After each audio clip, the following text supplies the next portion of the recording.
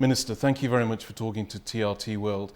It's now been a year since the refugee deal was signed with the European Union, but still there's no visa-free travel for Turkish citizens. How do you feel about that?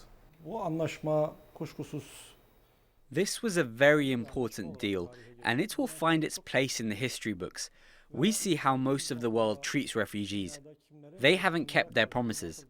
Some of the refugees who are fleeing war died in the Mediterranean. Turkey hosts up to 3 million refugees. This is half the population of Slovakia, an EU member.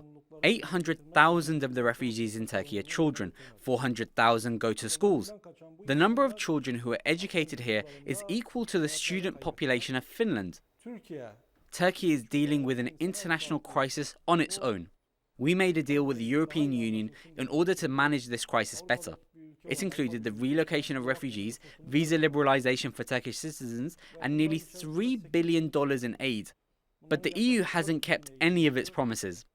While Turkey has spent $25 billion helping refugees, the EU has only allocated $750 million. It says it has spent nearly $2.5 billion, but that hasn't happened yet. So none of the articles in the deal have been implemented by the EU. Another issue is this. Most EU countries haven't taken any refugees despite what they agreed. Some countries like Austria have blocked their borders with wire fences, and they are proud of this. This has led to anti-refugee sentiment in Europe. Because the EU hasn't kept its promises, we don't see any reason why we should continue sticking to this refugee deal.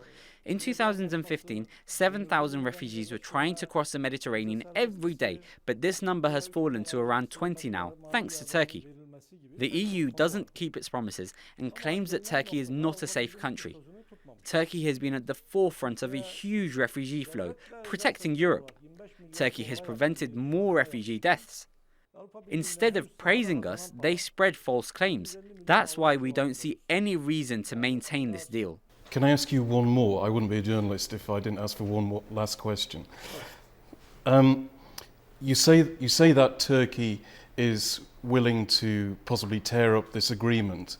Why would you do that when the EU and Turkey are so important to each other because of trade and security? Why would you damage relations between the two sides in such a way? We have always wanted our relations with the EU to be fair, objective, and based on mutual interests.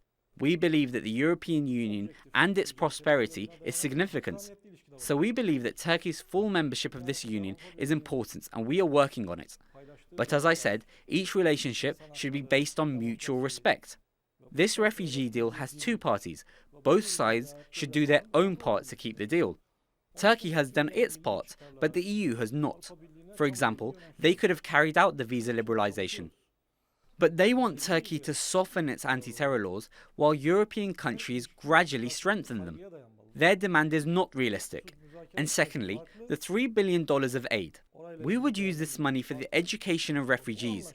The EU has such a slow and insensitive mechanism. And we were supposed to revitalise Turkey-EU relations, but EU Commissioner Johannes Hahn regularly speaks against Turkey. This is not normal. I will repeat again. The EU needs to respect Turkey. We have kept our part of the deal, but the EU has not. If one side doesn't keep its promises in a deal, there is no way to implement it any further. When we say this, they tell us, "Are you threatening Turkey with refugees?" On the contrary, we host 3 million refugees because we don't use the refugee card as blackmail. The EU has gained a lot from this deal. But I'm asking, what has Turkey gained? They ask me, what will Turkey gain when it scraps the refugee deal? But the real question is, what will Turkey gain if it keeps a deal? Minister, thank you very much for talking to TRT World.